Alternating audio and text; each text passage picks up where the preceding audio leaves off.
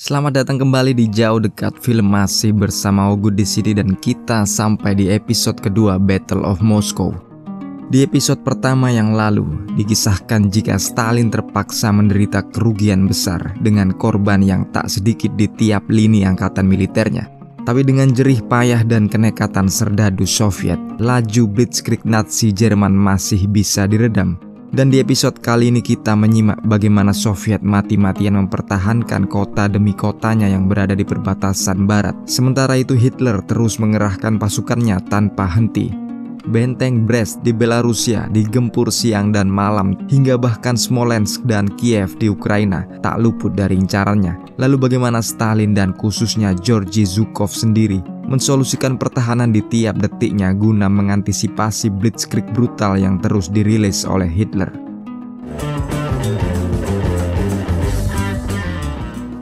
Dan episode kedua ini dibuka di Benteng Brest dengan gambaran bagaimana tentara merah mati-matian bertahan dari gempuran pasukan Hitler yang seakan tak pernah habis. Mereka bertahan tanpa istirahat dan minim persediaan amunisi.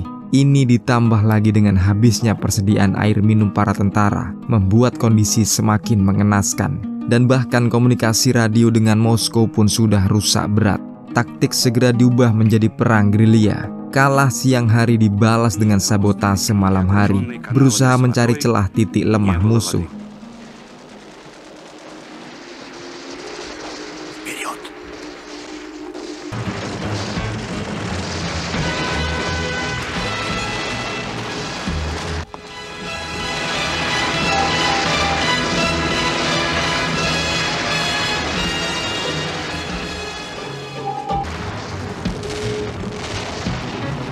Meski nyatanya, Jerman sudah hafal betul strategi yang demikian ini.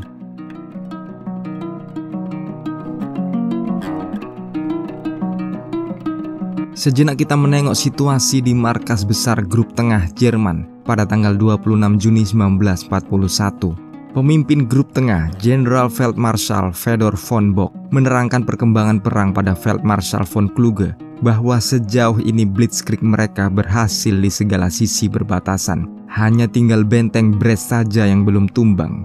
Von Kluge sendiri sudah berkoordinasi dengan Jenderal Kesselring agar Luftwaffe mengirim bom pamungkas mereka. Sebuah bom dengan berat 1,8 ton dan menjanjikan jika besok benteng ini pasti bakal hancur lebur. Kesselringом применить сверхтяжелые бомбы по 1800 килограмм.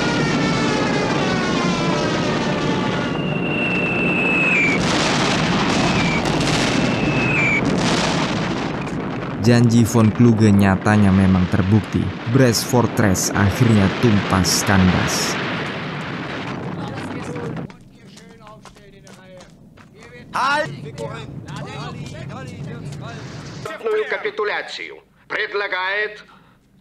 Mayor Gavrilov sendiri masih berada di bawah benteng dan memang tak berniat untuk menyerah. Ia memerintahkan para wanita untuk segera menyerah pada Jerman agar anak-anak kecil bisa selamat. Tapi para serdadunya sendiri masih keras bertahan dan memang sudah berniat untuk mati.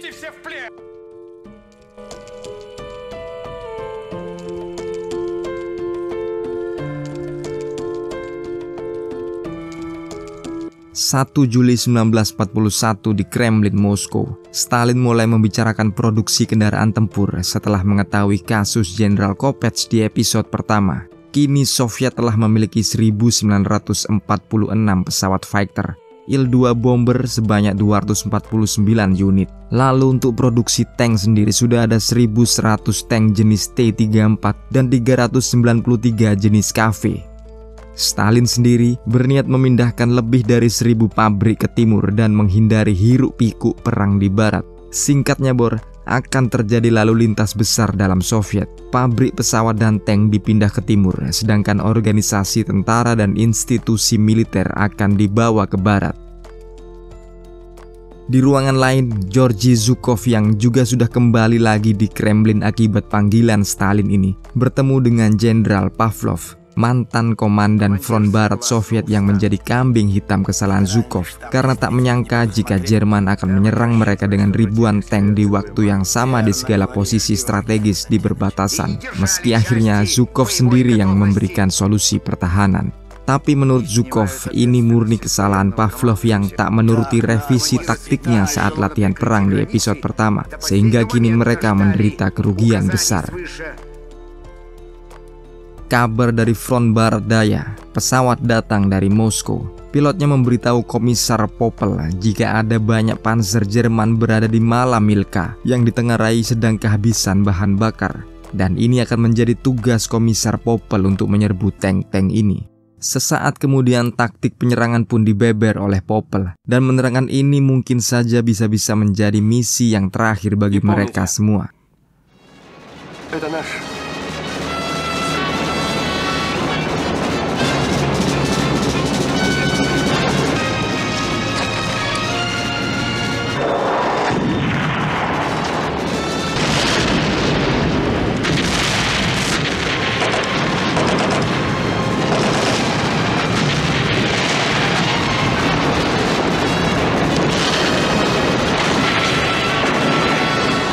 Pesta besar bagi konvoi tank Soviet. Mereka mendapati tank-tank musuh ini memang mandek karena kehabisan bahan bakar. Tapi Luftwaffe segera memberikan pembalasan setimpal membuat mereka teratur mundur menghindari kehancuran. Товарищ комиссар, авиация противника. Dan belum sempat kabur, panser-panser yang kita asumsikan saja sebagai Panzer 4 ini segera menyerbu mereka dari belakang. Ini ialah barisan panser dari satuan yang berbeda. Танки! Немецкие танки! Situasi kontan terbalik kini. Soviet menjadi bulan-bulanan. Bangkai tank mereka di mana-mana terkena kombo Jerman dari darat dan udara.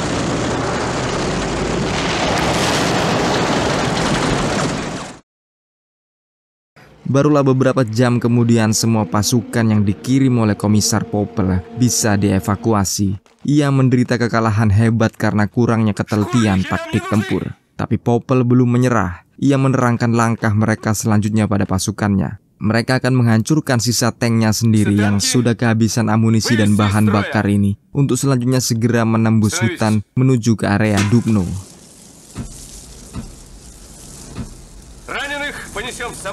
Kembali lagi ke front barat daya di Ternopol. Diinfokan jika pasukan Jenderal Rokossovski terpaksa mundur sesudah kalah besar dari pasukan Wehrmacht, dan bahwa sekarang kota Dubno sudah menjadi jebakan bagi siapapun yang menuju ke sana. Ini memang nyata, karena berikutnya Komisar Vilkov datang memberi kabar jika pasukannya juga sudah kalah besar. Semua komandan pasukan tank juga sudah mati.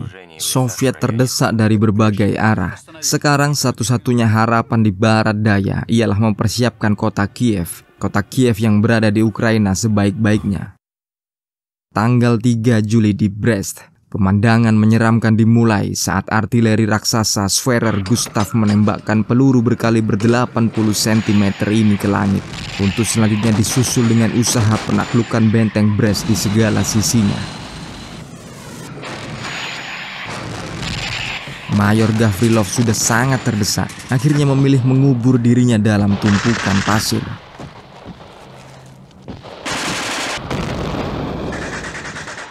Sedangkan di kantor kanselir Jerman di Berlin di tanggal yang sama, Panglima Tinggi Franz Halder menyebutkan jika dalam 2 minggu ini mereka sudah separuh jalan menuju ke Moskow. Ia bahkan berani menjanjikan Hitler jika Stalin pasti akan takluk dalam 2 minggu ke depan.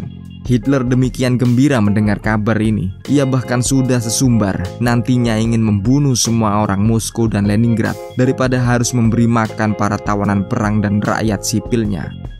Sementara itu di Moskow, rakyat sipil berkumpul rapat menanti kabar terbaru mengenai peperangan dengan fasisme ini.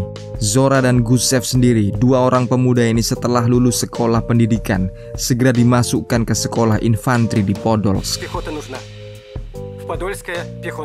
Stalin sendiri saat ini sibuk dengan propagandanya, menyuarakan heroisme dan patriotisme pada seluruh warga. Ia menyerukan dibentuknya organisasi militer independen atau laskar-laskar rakyat untuk turut ikut memerangi fasisme dan natsisme, serta turut mensabotase semua fasilitas dan infrastruktur umum agar tak bisa digunakan oleh musuh. Sungguh keputusan yang ekstrim telah dibacakan Stalin hari ini. Keputusan yang sama sekali tak disangka oleh kubu Adolf Hitler.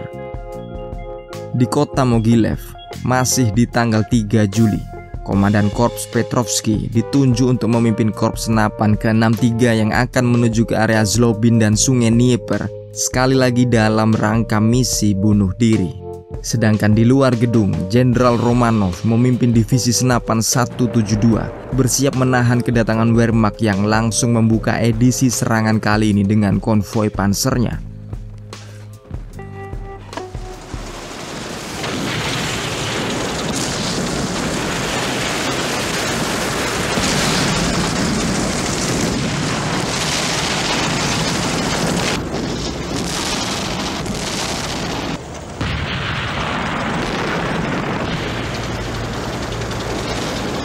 Приготовить бутылки с горючей смесью. Приготовить бутылки с горючей смесью.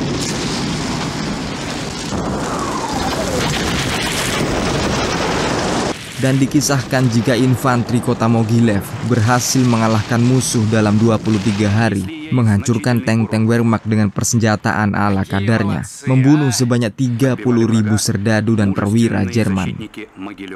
Selanjutnya kita tiba di tanggal 10 dan 11 Juli, di mana pertempuran Sungai Dnieper sudah dimulai dengan pasukan tank Hans Guderian dan Jenderal Hoth terus-menerus menyeberangi sungai dan merangsek masuk ke timur menuju ke kota Smolensk.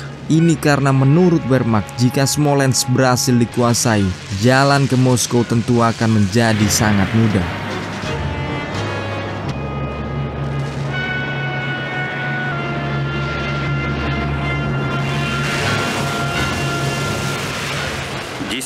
Keesokan harinya tanggal 12 Juli 1941, Korps Senapan 63 ternyata sudah berhasil bertahan sejak tanggal 3 Juli. Sekarang Petrovsky menyarankan pada Marshal Timoshenko agar mereka menyerang infanteri Jerman yang jelas tertinggal di belakang konvoi tank di seberang Sungai Dnieper. Meski beresiko tinggi, proposal taktik ini layak untuk dicoba. Maka pada dini hari, pasukan Petrovsky ganti menyeberangi sungai setelah didahului pukulan artileri Soviet yang menargetkan infanteri Wehrmacht.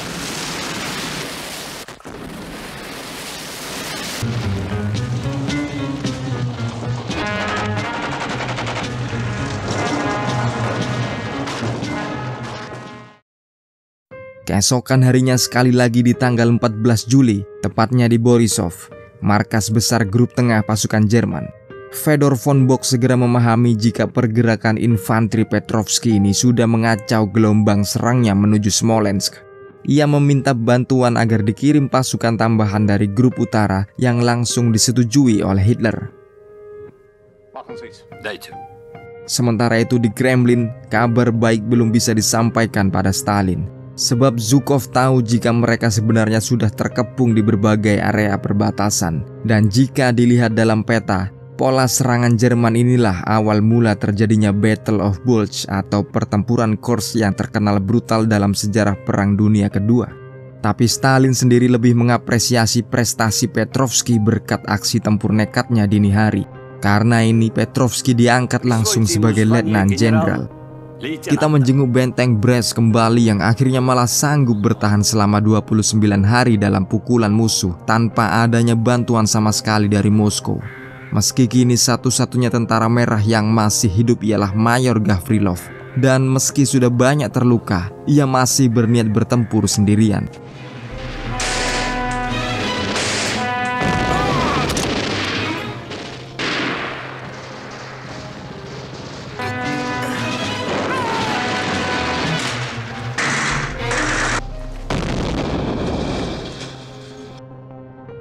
Gavrilov akhirnya bisa ditangkap hidup-hidup.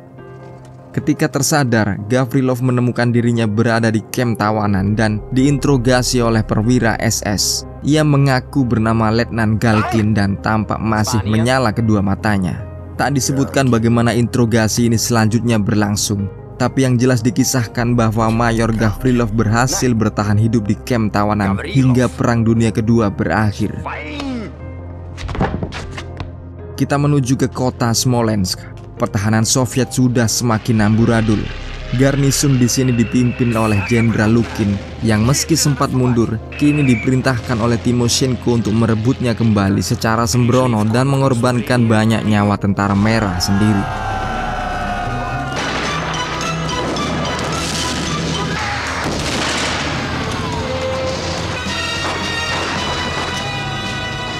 Meski tetap gagal pada akhirnya, pertempuran pingpong di kota Smolensk ini berhasil menghambat Hitler hingga musim panas berakhir.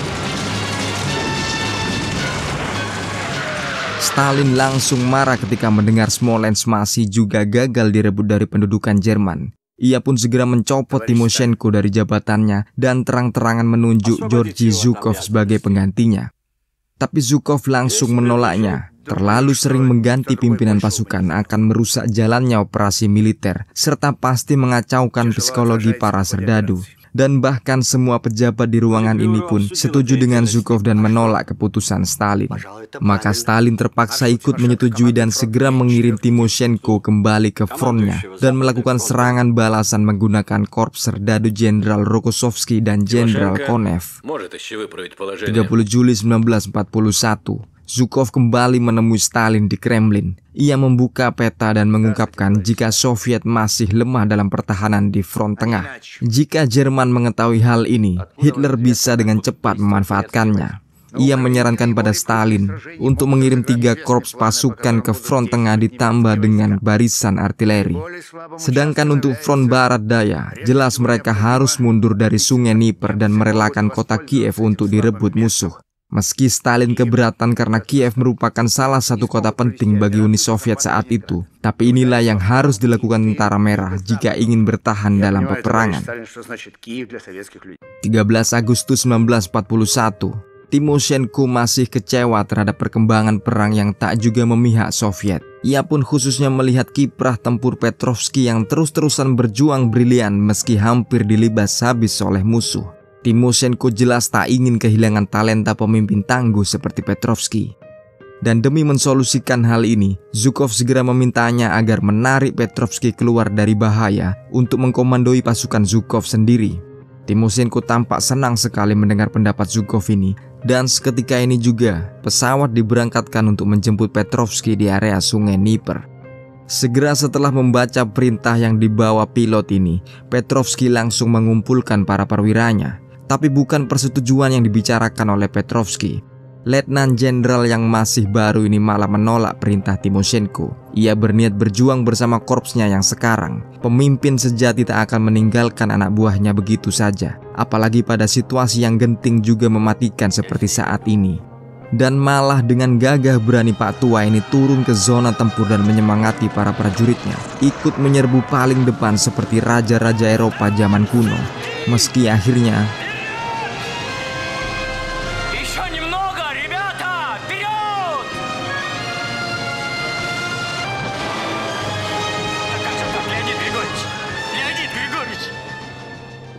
sementara itu diterangkan dalam film jika pertempuran Smolensk terjadi hingga 2 bulan lamanya.